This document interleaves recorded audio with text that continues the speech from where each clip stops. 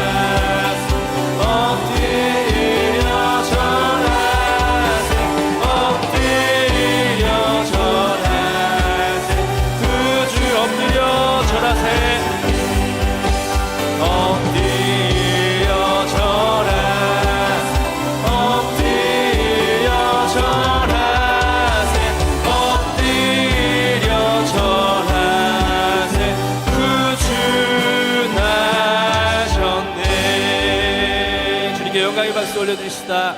할렐루야. 우리 자리에 앉아서 함께 우리가 또 신앙의 고백을 드렸으면 좋겠습니다. 오직 주님만 홀로 영광 받는 이 시간, 예배의 시간이 되길 간절히 바라는 마음에서 우리 한 마음을 모아서 주님께 이렇게 고백했으면 좋겠습니다. 오직 주님만 영광 돌리기 원합니다. 우리가 간절한 마음을 담아서 함께 찬양합시다.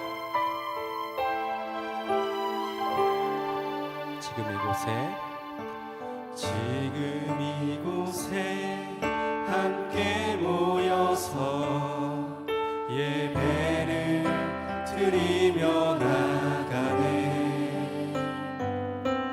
이 땅의 것이 아닌 하늘의 것을 구하며 그분 앞에 영광을 드리네.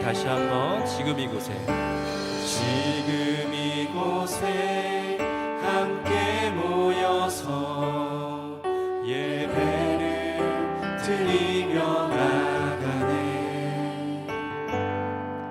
이 땅의 것이 아닌 하늘의 것을 구하며 그분 앞에 영광을 드리네. 우리 주님께 영광 높이 드리세. 찬양받기에 합당하신 주님이 우리의 찬양을 받으시는 주. 믿음으로 경배하며 나아가네. 다시 한번 처음부터 함께 고백하겠습니다. 지금 이곳에 함께 모여서 예배를 드리며 나가네. 이 땅의 것이 아닌 하늘의 것을 구하며 그분 앞에 영광을 드리네. 우리 주님께 영광 높이 드리세. 찬양받기에 합당하신 주님이 우리의 찬양을 받으시는 주. 믿음으로 경배하며 우리 주님께 영광 높이 드리세. 주님께 영광 높이 드리세. 찬양받기에 합당하신 주님이 우리의 찬양을 받으시는 주. 믿음으로 경배하며 나아가네. 영광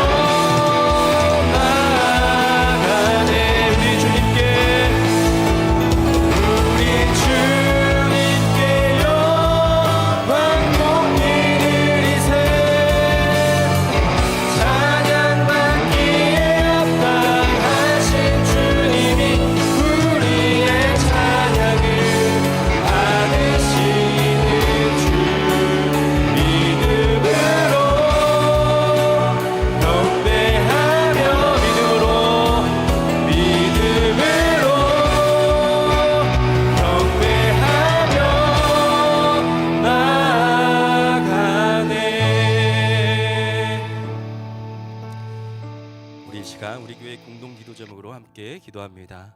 성탄절을 맞이하여 전쟁과 재난과 위기 가운데 있는 사람들에게 예수님의 사랑과 평화가 임하도록 우리 교회에 등록한 새 가족들이 교회 공동체에 정착하여서 믿음의 성장과 성숙을 이루도록 우리 교회가 후원하고 있는 나주 반석 위에 세운 교회가 그 성도들의 예배가 회복되고 복음 전하는 삶을 살아갈 수 있도록 이 기도 제목을 함께 기도합시다.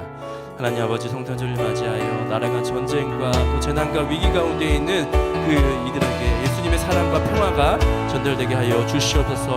아픔은 덜어주고 고통을 또 덜어주며 온전히 회복시켜 주시옵소서. 우리 교회 등록한 새가족 청년들이 있습니다. 우리 청년 공동체 잘 적응케 하여 주시고 믿음의 성장과 성숙을 이룰 수 있도록 주님 도와주시옵소서. 우리 교회가 후원하고 있는 우리 반석교회 세움교회에서 함께 기도합니다. 반석교회 세움교회가 더욱더 그 믿음이 신실하고 예배가 회복되며 복음 전하는 삶을 살아갈 수 있도록 주님 인도하여 주옵소서.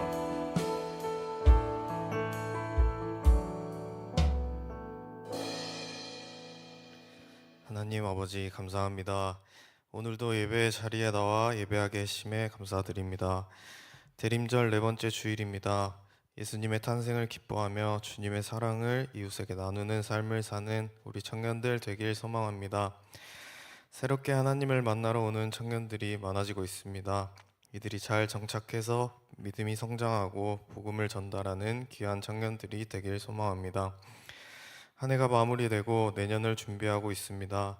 내년 청년부를 이끌어갈 여러 손길들에 힘을 더해주시고 세상의 눈이 아닌 하나님의 눈으로 청년부를 이끌어 나갈 수 있도록 함께하여 주세요. 말씀 듣습니다. 말씀 전하시는 목사님께 지혜를 더해주시고 한 주간 말씀 따라 살아가는 청년부 되길 소망합니다. 끝날 때까지 함께해 주실 것을 믿으며 예수님의 이름으로 기도드립니다. 아멘.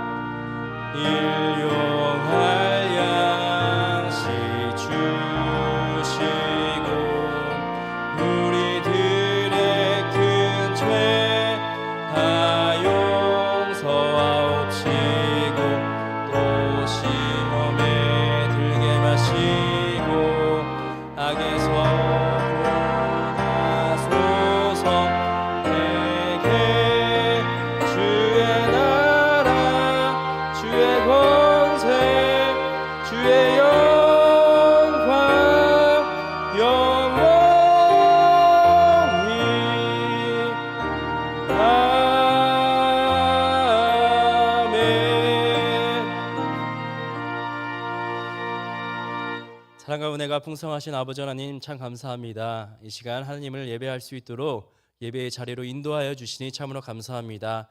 하나님, 우리 청년들의 삶의 자리 가운데 땀 흘려 수고하며 하나님께 감사한 마음을 담아 봉헌합니다. 기쁘게 드리는 예외 예물 가운데 하나님 나라를 위하여 사용하여 주옵소서. 열심히 공부하는 청년들에게 지혜를 더하여 주시고 직장에서 성실히 근무하는 청년들에게도 하나님이 늘 함께하여 주옵소서. 군 복무 중인 청년들에게 건강을 지켜주시고 타지에서 생활하는 청년들에게도 주님 함께하여 주옵소서. 이 모든 말씀 예수님의 이름으로 기도드립니다. 아멘.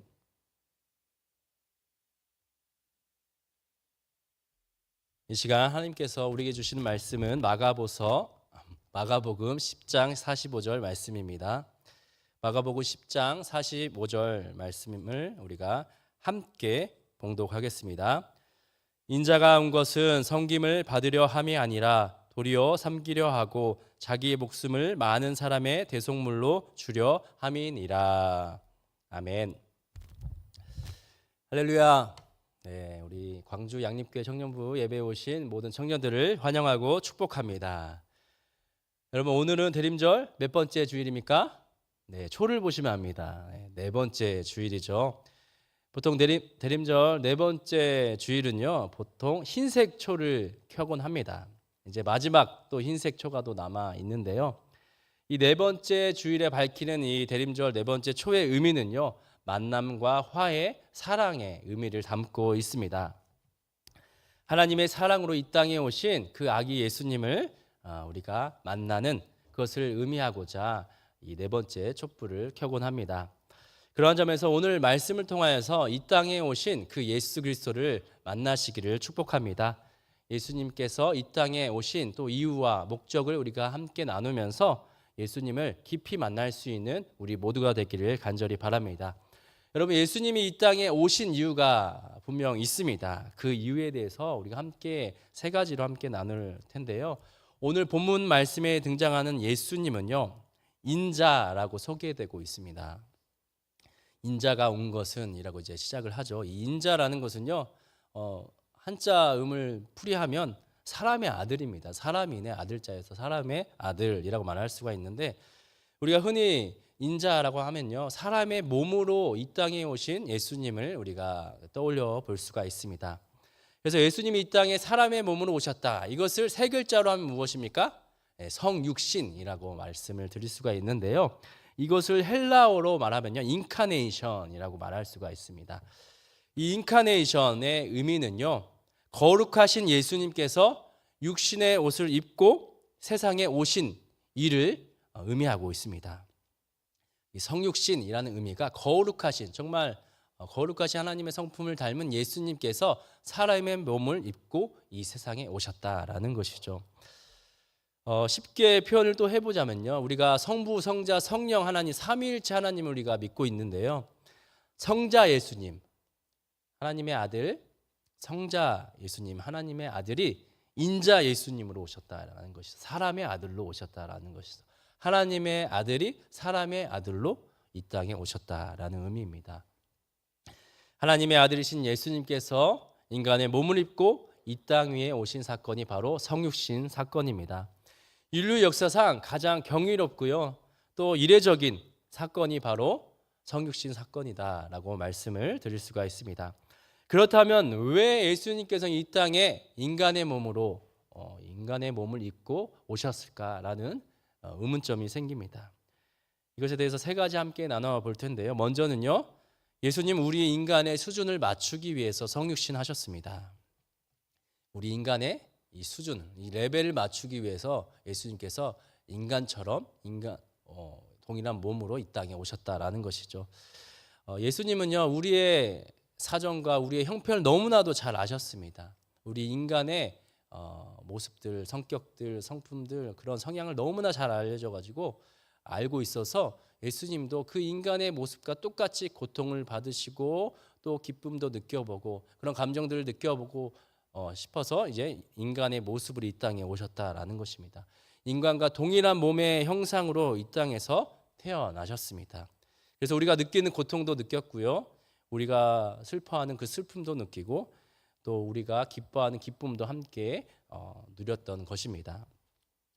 그리고 우리가 평소에 즐겨 먹는 재미가 있잖아요. 우리 예수님도 그 먹는 재미를 너무나도 잘 아셨습니다. 그래서 이 갈릴리 호수가 있잖아요. 그 갈릴리 해변에서 나오는 그 싱싱한 물고기들이 있습니다. 그것을 또 숯불에 구워 먹으면요, 그렇게 맛있다고 합니다. 그래서 성지순례 맛집 1순위가요, 갈릴리 호수 베드로 생선구이 정식이라고 합니다. 갔다 오신 분들이 이제 이야기하기로는 정말 그 베드로 그 고기가 너무나 맛있다라고 이제 표현들을 하더라고요. 그처럼 예수님도 제자들과 함께 그렇게 맛있는 만찬도 나누시고 또 인간과 동일하게 잠도 주무시고 우리의 형편과 사정을 너무나 잘 아셨다라는 것이죠. 왜냐? 우리와 동화되기 위해서, 우리와 같은 모습으로 우리와 어우러지기 위해서 이 땅에 인간의 몸을 입고 오셨다라는 사실입니다. 우리의 처지와 같은 모습으로, 우리의 형편과 같은 모습으로, 우리의 수준으로 오신 분이 바로 예수님입니다. 저는 이 예수님의 성육신 사건을 제가 묵상하면서 떠오르는 그런 모습, 형상이 있습니다. 바로 어깨 동무하는 모습이었습니다. 여러분, 어깨 동무 언제 해보셨습니까? 여러분, 어렸을 때 극기 훈련이나 또 뭐 학생 때 뭐 체력 단련을 할 때, 기합 받거나 할 때 같이 이렇게 우리가 어깨 동무하면서 앉았다 일어났다를 해 보셨을 거예요. 우리 또 군대를 다녀온 남자 청년들도 우리 말할 것도 없죠. 더 말할 것도 없이 많이 자주 어깨 동무를 했을 것입니다. 근데 어깨 동무하는 모습을 여러분 생각해 보면요, 서로 신장도 다르고 체격도 다르기 때문에 키가 큰 사람은 조금 고개를 좀 숙이곤 하고요, 키가 작은 사람은 약간 까치발을 들기도 합니다. 그렇게 어깨 동무를 함께 앉았다 일어났다 하는 모습을 우리가 떠올려 볼 수가 있습니다. 여러분, 제가 지금 키가 180밖에 안 되지만 제가 초등학교 중학교 때까지는 정말 작았습니다. 그래가지고 키 큰 친구들과 옆에 있으면요, 키도 작은데 마음도 작아지곤 했습니다. 그래서 체육 시간에 키 큰 친구들 옆에서 양쪽에서 같이 어깨 동무 하잖아요. 그러면 여러분 상상 가죠. 두 발이 공중에서 떠 있는 그런 경험도 저도 해봤습니다. 저로 키 작은 서름을 많이 느껴봤습니다. 어깨 동무를 하면 같이 뭔가 단합이 되고 으쌰으쌰 되고 되게 뭔가 좋은 분위기이지만, 어깨 동무하는 사람들의 그 신장 차이로 인해서 그런 슬픔이 또 찾아오기도 하죠. 키가 작은 사람과 키 큰 사람이 함께 서로를 맞춰야 하기 때문에 불편해진다라는 것입니다. 저는 여기에서 성육신을 떠올려 보았습니다. 예를 들어서 예수님이 하승진 농구 선수 같이 키가 2m 21cm라고 한번 생각을 해보십시오. 그런데 그 예수님께서 키가 저희 어머님이 150cm밖에 안 되세요. 저희 어머니와 예수님이 함께 하승진 키를 갖고 있는 예수님과 함께 어깨 동무를 한다고 생각해 보십시오. 여러분, 예수님과 우리 어머님 중에서 누가 더 불편하겠습니까? 키가 크신 예수님입니까? 아니면 키가 작은 우리 어머님입니까? 바로 키가 큰 예수님이 불편하실 것입니다. 당연히 키가 큰 사람이 허리를 구부정하게 150cm에 맞춰야 하기 때문에 키 작은 사람을 위해서 그 수준을 맞춰야 하기 때문에 불편해진다라는 것입니다. 우리 예수님은요, 우리 인간에 비하면 참으로 월등한 존재셨습니다. 하나님의 아들이잖아요. 하나님의 아들이 뭐가 부족한 것이 있겠습니까? 하나님처럼 동등한 능력을 갖고 계셨고요, 사단의 유혹도 말씀 한 번이면 무찔 수 있는 그런 능력 있는 분이셨습니다. 그리고 죄에서도 자유하신 분이 바로 예수님이셨기 때문에 그러한 분께서, 그 능력이 많으신 분께서 왜 성육신 하셨냐라는 것입니다. 그 이유는 바로 우리의 수준을, 인간의 수준을 맞추기 위해서 성육신 하셨다라는 것입니다. 연약한 인간의 편에 맞추신 분이 바로 우리가 믿는 예수님이십니다. 우리와 결이 다르신 분이신데 예수님께서 우리와 결을 같게 맞추셨습니다. 그게 바로 성육신 사건입니다. 우리 인간이 느껴야 할 고통들과 또 짊어져야 할 그 죄악들을 몽땅 예수님이 짊어지셨습니다. 얼마나 감사한 일이고 얼마나 고마운 일입니까? 우리는 예수님과 전혀 상종할 수 없는 존재지만 예수님이 친히 우리에게 손을 내밀어 주셨습니다. 우리에게 다가와 주셨다라는 사실입니다. 그러므로 우리는요, 우리의 수준을 맞춰주신 그 예수님께 우리는 감사해야 할 것입니다. 우리는 그 예수님의 사랑을 또 기억해야 할 것입니다. 예수님의 사랑을 이미 받았기 때문에 그 사랑을 우리에게 다른 누군가에게 또 전해 주어야 한다라는 것입니다. 바라보기를 우리 예수님의 그 어깨 동무를 닮아서 우리들도 이웃들에게, 친구들에게 어깨 동무하시기를 축복합니다. 서로의 형편과 사정을 돌아보아 나보다 남을 낮게 여기는 그런 믿음의 청년들이 되시기를 주님의 이름으로 축복합니다. 두 번째로 예수님은요, 우리를 섬기기 위해 성육신 하셨습니다. 오늘 본문 45절 말씀을 다시 한번 볼 텐데요, 우리 45절 말씀을 함께 읽겠습니다. 인자가 온 것은 섬김을 받으려 함이 아니라 도리어 섬기려 하고 자기 목숨을 많은 사람의 대속물로 주려 함이니라. 예수님이 이 땅에 오신 이유는요, 섬김을 받으려 함이 아니라 도리어 섬기려 오셨다라는 것입니다. 여기서 중요한 것은요, 섬김을 받는 대상입니다. 이 말씀에서 보면요, 섬김을 받는 대상이 누구입니까? 바로 인간을 가리키고 있습니다. 예수님은 인간, 사람을 위해서, 사람을 섬기기 위해서 이 땅에 오셨다라는 사실입니다. 오늘 본문 마가복음 10장 45절 그 배경을 보면요, 예수님의 제자였던 세베대의 아들 야고보와 요한이 이제 예수님께 나와서 자신들이 원하는 것, 요구하는 것들을 구하는 그런 장면입니다. 그들은요, 무엇을 구했냐? 예수님의 옆자리, 예수님의 높은 그 자리 옆자리를 욕심을 가졌던 것입니다. 그래서 주의 영광스러운 보좌 옆에 앉고 싶다라는 그런 마음이 있었기 때문에 우리도 예수님 좌편과 우편에 앉게 해달라라는 요청을 하였습니다. 그런데 예수님이 그 높아지려는 그 제자의 마음을 읽어서 하신 말씀이 마가복음 10장 43절, 44절 말씀인데요. 이 말씀 함께 또 봉독하겠습니다. 너희 중에는 그렇지 않을지니 너희 중에 누구든지 크고자 하는 자는 너희를 섬기는 자가 되고 너희 중에 누구든지 으뜸이 되고자 하는 자는 모든 사람의 종이 되어야 하리라.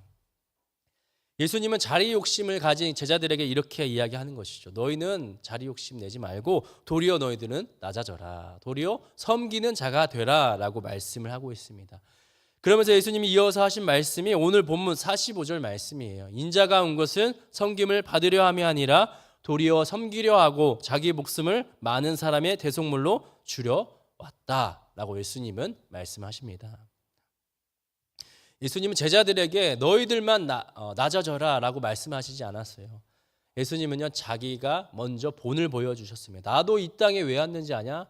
인간을 섬기기 위해서 왔다. 나도 섬기러 와서 나도 낮아지려고 왔다라고 먼저 본을 보이신 모습입니다. 나도 사람을 섬기러 왔으니 너희들도 으뜸이 되고자 위대하고자 한다면 낮아져라 라고 섬기는 사람이 되어라 라고 가르쳐주고 있습니다.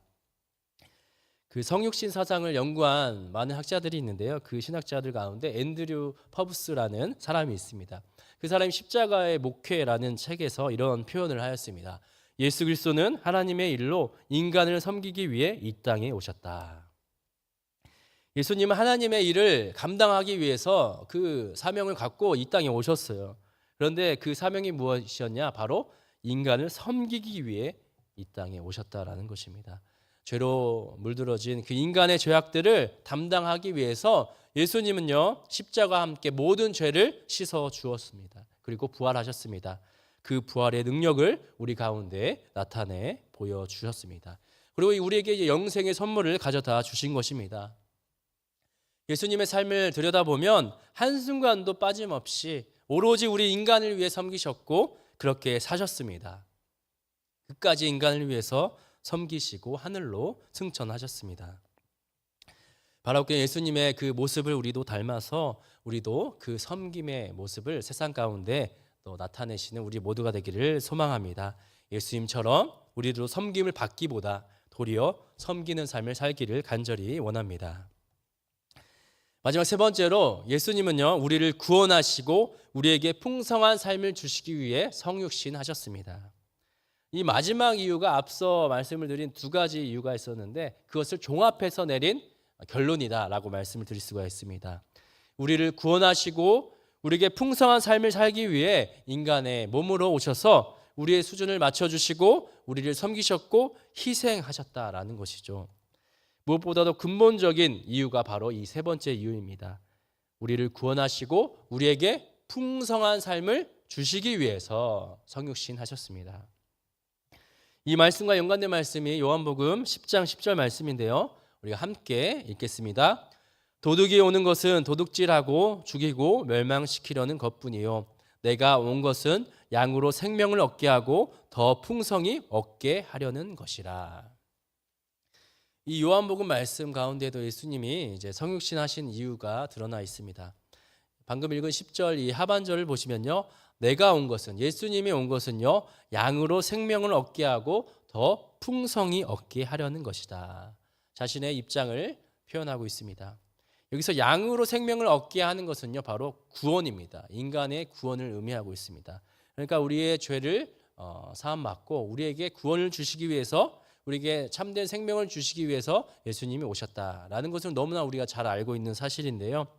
그 두 번째, 우리에게 더 풍성한 삶을 주시기 위해 오셨다라는 것은요. 우리가 구체적으로 요한복음 방금 읽었던 10장 10절 말씀에서 이 도둑과 예수님을 비교하고 있습니다. 도둑이 오는 것은 도둑질하고 생명을 죽이고 멸망시키는 것입니다. 하지만 반대로 예수님은요. 우리의 것을 빼앗는 것이 아니라 도리어 우리에게 생명을 주시기 위해서 우리에게 오셨다라는 사실입니다. 참된 생명을 얻게 하여 주신 분이 바로 우리가 믿는 예수님입니다. 근데 더 풍성히 얻게 하려고 우리에게 오신 이유는요. 바로 그 풍성히 얻는 우리에게 주시는 것은요. 무엇을 의미하냐? 영적인 성숙을 의미합니다. 우리가 신앙생활을 하면서 우리가 수박 겉핥기라는 그런 수준으로 우리가 신앙생활을 할 수도 있는데 그거 이상으로 정말 더욱더 성숙한 우리의 신앙생활은 어떤 모습이냐? 바로 영적인 성숙, 풍성한 삶을 의미하고 있습니다. 이것을 풀이해서 이야기하자면요, 구원받은 자들이 갖추어야 할 영적인 성숙이라고 말씀을 할 수가 있는데요, 다른 말로 표현하면 성화의 과정입니다. 우리가 예수님을 닮아가는 과정이 바로 영적으로 성숙되어지는 과정입니다. 이것을 우리에게 주시기 위해 오셨어요. 우리가 썬데이 크리스찬으로 우리가 주일날 예배를 드리고 그런 삶은 또 평일의 삶은 그저 우리가 또 세상에 또 우리가 짓눌려서 살아가고 또 주일에 예배 드리고 그런 삶이 아니라 우리가 더욱더 성숙된 신앙을 위해서 예수님이 오셨다라는 것입니다. 우리가 매 삶 가운데 예수님을 닮아가는 과정이 바로 예수님이 이 땅에 오신 이유입니다.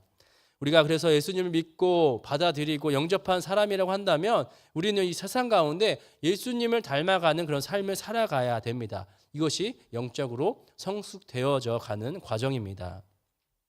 이것이 오늘 요한이 또 말하고 있는 더 풍성히 얻는 삶이다라고 말하고 있는데요. 이 모습은 우리가 되게 어려운 것이 아닙니다. 우리가 영적으로 막 더욱더 홀리해지고 또 거룩해져야 되고 더 깊어져야 되고 그런 것을 의미하는 것이 아니라 예수님이 이미 보여주셨습니다. 예수님이 삶으로 우리에게 나타내 보여주었습니다.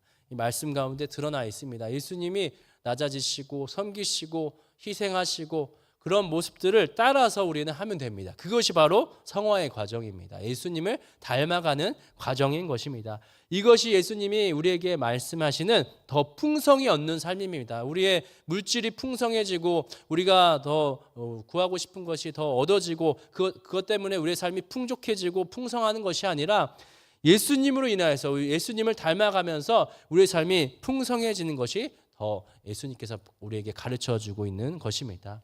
그래서 우리의 삶 가운데 정말 우리 신앙생활이 더 풍성해졌으면 좋겠습니다.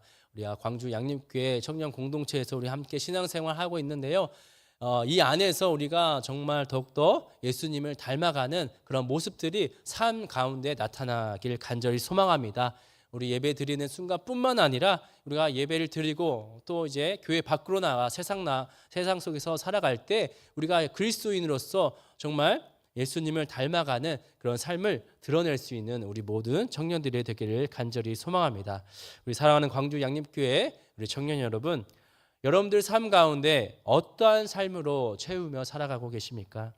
육적인 것들로 채움이 아니라 쉽게 사라질 것으로 우리가 기뻐하는 것이 아니라 예수님을 아는 그 풍성한 말씀으로 채워지는 여러분들 삶이 되기를 축복합니다.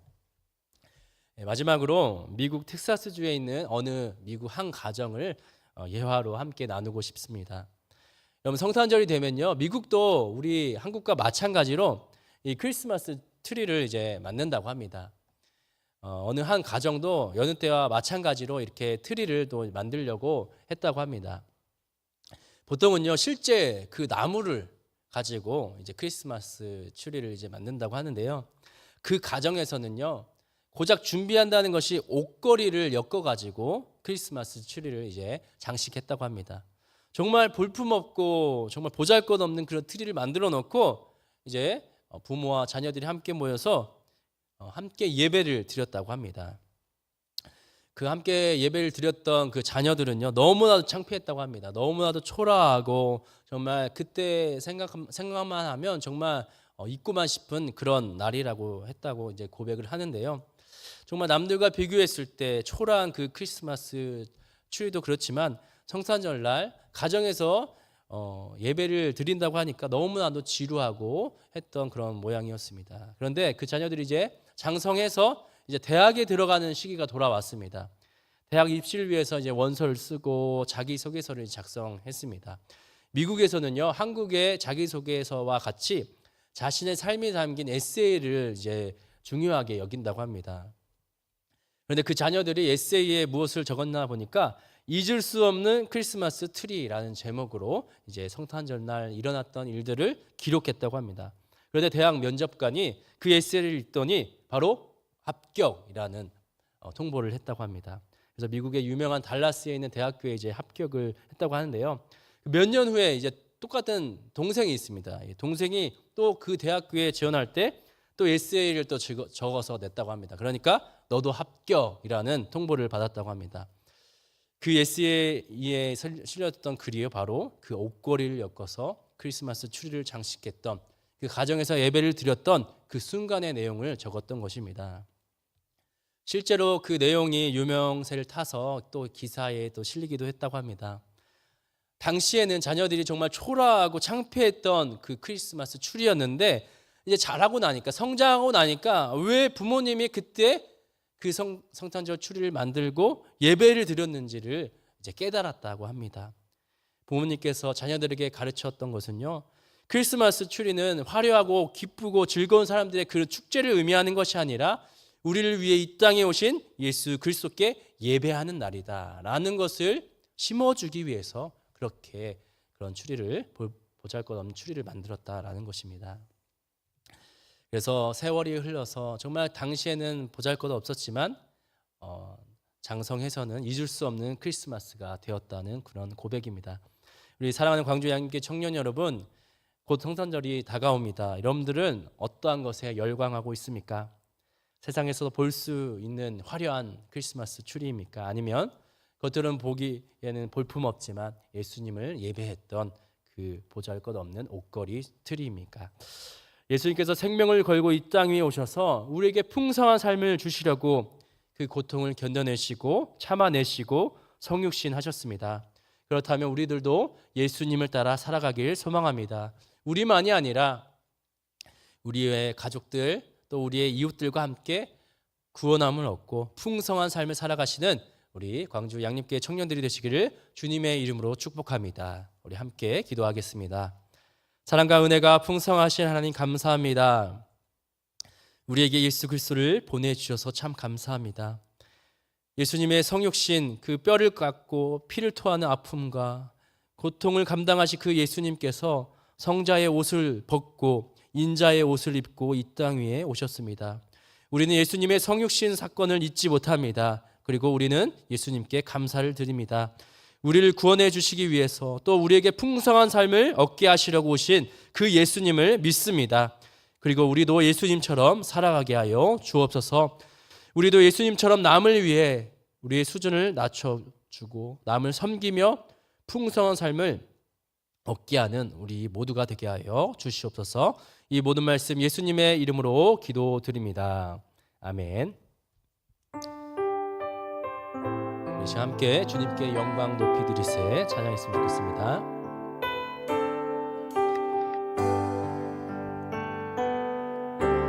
지금 이곳에 함께 모여서 예배를 드리며 나가네. 이 땅의 것이 아닌 이 땅의 것이 아닌 하늘의 것을 구하며 그분 앞에 영광을 드리네. 다시 한번 지금 이곳에 지금 이곳에 함께 모여서 예배를 드리며 나가네.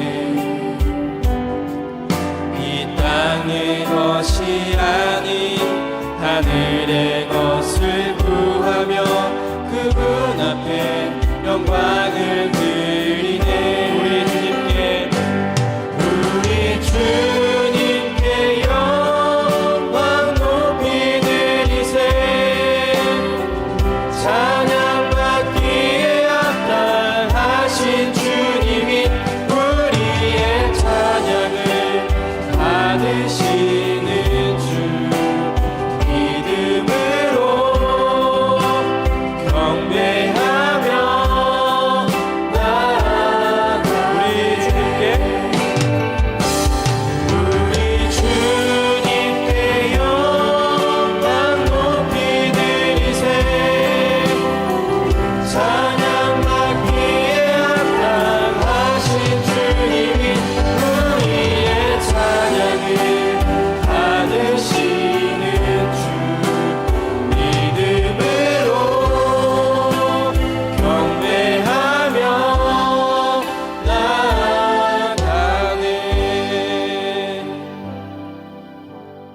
이제는 우리를 구원하여 주신 예수 그리스도의 은혜와 하나님의 크신 사랑과 성령님의 함께하심이 우리도 예수님을 따라 이웃과 어깨동무를 하며 살길 원하는 광주 양립교회 청년들에게 이제와 영원토로 함께 하시길 간절히 축원하옵나이다. 아멘.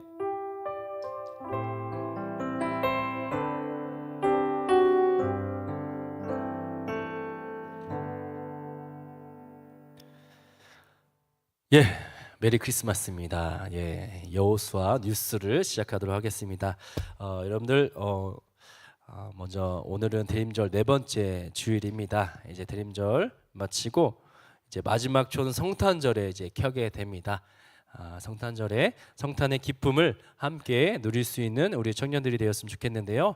그래서 성탄절 예배가 바로 25일 오전 9시에 1부로 드리고 또 2부는 11시에 있습니다. 그래서 1부와 2부가 있기 때문에 여러분들이 그 예배에 또 함께 참여해서 성탄의 기쁨을 함께 누렸으면 좋겠습니다.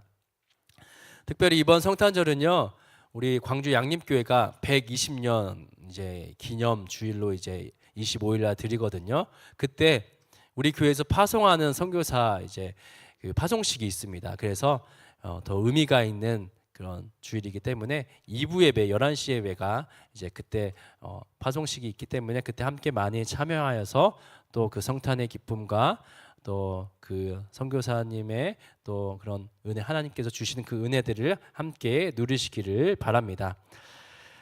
네, 그리고 우리 성탄 전야는요, 이제 교육부서에서 발표하는 발표회가 있어요. 성탄 전야제가 7시 반에 있어요. 저녁 7시 반에. 그것도 함께 참여해 주시고, 우리 청년부는요, 우리 다음 슬라이드를 보시면 네, 크리스마스 전야 파티가 있습니다. 우리도 정말 이때가 이제 24일 저녁 밤 9시가 될 것 같아요. 그때 우리가 교회에 모여서 우리 교육봉사관 1층에서 함께 모여서 좀 의미 있는 시간들을 가지려고 합니다. 그래서 함께 우리가 시간이 되시는 우리 청년들이 많이 참여해 주셔서 제가 재밌게 많이 준비했거든요. 상품도 있고 또 먹거리도 있고 하기 때문에 여러분 마음 부담 없이 그냥 참여만 해주시면 됩니다. 여러분들 그냥 너무 뭐 시키고 그런 건 전혀 아니거든요. 그냥 함께 웃고 함께 기쁨을 누리는 그런 시간이기 때문에 여러분들 24일 밤 9시까지 크리스마스 전야 파티에 함께 참여해 주시면 감사하겠습니다. 네, 이제 스몰 그룹 목장 모임 시간이 있습니다. 여러분들 이제 한 해가 마무리되고 내년부터는 또 목장이 개편이 돼요. 여러분들 좋은 소식인가요? 여러분들 아무튼 목장이 이제 개편되는데 올해 마지막 이제 목장이기 때문에 다음 주까지 있지만 여러분들 회포를 푸시고 같이 또 친교 나눔을 또 같이 나누시면 좋겠습니다. 우리 목장 모임 또 우리 목장별로 이동하도록 하겠습니다.